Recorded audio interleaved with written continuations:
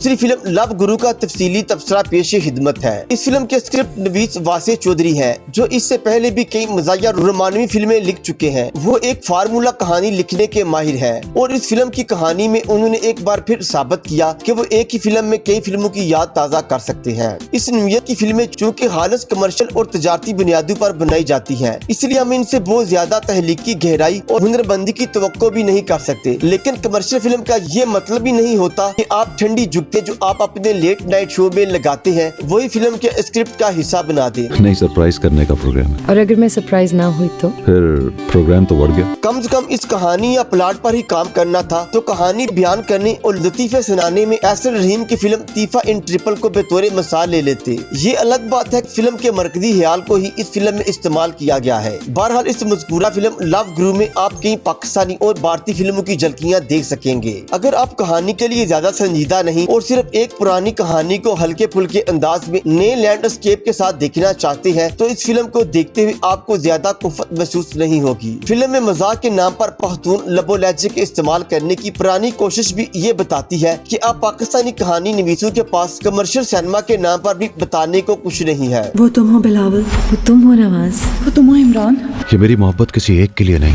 इस फिल्म की सबसे शानदार बात इसका प्रोडक्शन डिजाइन है, यानी पूरी फिल्म की प्रेजेंटेशन बहुत उम्दा है। फिल्म की लोकेशंस पाकिस्तान और बरतानिया में जो दिखाई गई है और जिस तरह इन्हें अक्सबंद किया गया है वो बेहतरीन है। इस फिल्म की हदायतकार नदीम बेग और इस तर्ज की अक्सबंदी के माहिर है, इसलिए अब भी उन्होंने ये काम अपनी पूरी महारत से अंजाम दिया है। इस बार सबसे अच्छी बात यह है कि ये फिल्म एक फिल्म के अंदाज से बनाई गई है, इसमें ड्रामे की तरह फ्रेम्स नहीं। ये अलग बात है कि फिल्म में मुख्तलिफ हिस्सों में मुख्तलिफ भारतीय फिल्मों के पूरे फ्रेम कॉपी भी किए हुए हैं, जैसा कि इब्तिदाई तौर पर तीफा इन ट्रिपल की झलकियां भारतीय फिल्मों की 3 इडियट्स, दिल चाहता है और मुतअद्दिद फिल्मों के फ्रेम शामिल हैं। इस बात की तसल्ली हुई कि अब कम से कम इन्हें फ्रेम ढंग से कॉपी करना तो आ गए हैं। तो अमीर ऊपर से हसीन, मलिक रियाज मिस वर्ल्ड के रूप में। इस फिल्म की सिनेमाटोग्राफर सलमान रज़ाक, जिनका काम काबिल तारीफ है। फिल्म का एक सीन देखकर बहुत हंसी आई, जबकि सीन बहुत संजीदा था। माहिरा खान जो लंदन में रहती है, बालिग और बाशऊर है, अपनी जिंदगी के फैसले कर रही हैं। पेशे के एतबार से आर्किटेक्चर हैं, वो अपने होटल के कमरे में आराम फरमा रही हैं। उनके पहलू में जो किताब शायद उनके जेरे मुताले है वो किताब हैरी पॉटर थी। इस पर भी अब मजीद क्या बात की जाए कि ऐसी बचकाना गलतियों के लिए हदायतकार दाद के मुस्तहिक है। चाहना है तो इसको चाहो, इसमें क्या रखा। ये भी बुरा नहीं है। इस फिल्म में मरकजी किरदार माहिरा खान और हुमायूं सईद ने निभाए हैं। हमें ये बताने की जरूरत नहीं कि वो दोनों कैसे फनकार हैं। हुमायूं सईद ने मुतअद्दिद मुकामात पर अदाकारी का हक अदा किया है। माहिरा की विजुअल और फ्रेम्स जिनमें इनके हुस्न को अक्सबंद करके पेश करने की कोशिश की गई है वो बहुत मुतासिरकुन और रोमानवी है। वो बहुत खूबसूरत लग रही है। अलबत्ता अदाकारी में भी वो अपनी रवायती अंदाज में ही रही है। कुछ खास या अलग काम नजर नहीं आया। शायद कमर्शियल फिल्मों में और ऐसे कमजोर स्क्रिप्ट में अदाकारों के पास गुंजाइश भी नहीं होती कि वो अपनी अदाकाराना सलाहियतें दिखाएं। अगर कोई बात करने से पहले ही घबराहट हो तो उसे अनकही रहना चाहिए। जब इस फिल्म के पस मंजर में थीम 2 पख्तून घरानों का है तो क्या ही अच्छा होता। पख्तून फिल्म इंडस्ट्री की 2 हीरे और लिविंग लेजेंड्स आसिफ खान और अजब गुल जैसे अदाकारों को मौका दिया जाता है। जबरदस्ती के पख्तून बनने वाले उस्मान पीरजादा और जावेद शेख के बजाय किसी और हकीकी पख्तून अदाकार या अदाकारा को मौका देते। ये मेरे असूलों के खिलाफ है। तुमने तो कहा था कि लड़का कमीना टाइप का। इस फिल्म में मौसीकी का एक बड़ा शोबा। इस फिल्म में 4 मौसीकार की हिदमात हासिल की गई हैं, जिनमें शानी, अरशद, अदनान धूल, साद सुल्तान और शिराज उपल शामिल हैं। इसके अलावा आरफ लोहार और रऊश कला का गीत आ तेनू मोज करावा जैसा मकबूल गीत भी शामिल किया गया है।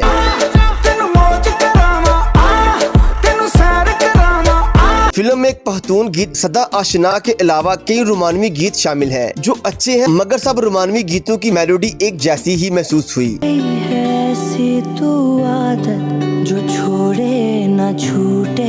हैरत है कि इतने सारे मुसीकार मिलकर भी कोई मुख्तलिफ गीत तहलीक नहीं कर पाए। इन गीतों में टूट गया, जादू सा और बेहबरिया और दीगर शामिल है। इस फिल्म का टाइटल सॉन्ग दिल तोड़न वालिया अलबत्ता मुझे बहुत पसंद आया, जिसे अदनान धूल और फारस शफी ने गाया है। ये कहा जाए कि इस फिल्म का ये सबसे जोरदार गीत है तो बेजाना होगा। इस गीत को हिट होना चाहिए था, लेकिन चूंकि ये गीत इस फिल्म की प्रमोशन में ज्यादा शामिल न था, इसलिए देखने वालों की नजर से ओझल हो गया। इसे शूट भी बहुत अच्छी तरह किया गया। तू मेरी बातों में जो नहीं तो कोई भी न। इसी तरह दूसरी तरफ इस फिल्म के एक गीत बेखबरिया ने भी मुझे हैरत में मुब्तला कर दिया। मेलोडी तो अच्छी है, सुनने में पिक्चराइज भी बहुत अच्छा हुआ है, लेकिन इसकी शायरी यानी रदीफ काफिया में उर्दू जुबान की संगीन गलतियां हैं और पूरा गाना गलत उर्दू शायरी के साथ गा दिया गया है। आँखों से तू लिख दे। शिराज उप्पल और निर्मल राय की आवाज में इस शानदार गलत उर्दू में गाए गए गाने पर इस गीत के मूसीकार और गुलकार शिराज उप्पल मुबारकबाद के मुस्तहिक है। इस गाने को मुबशर हुसैन ने लिखा है, मगर जाहिर है ये फैसला तो मूसीकार को करना होता है कि किस लफ्ज को किस तरह अदा करना है। ये गीत समाअत कीजिए और इस गीत में काफिये और इनकी अदायगी को समाअत कीजिए और दाद दीजिए, यानी आप पाकिस्तानी फिल्मों में भी ये होगा।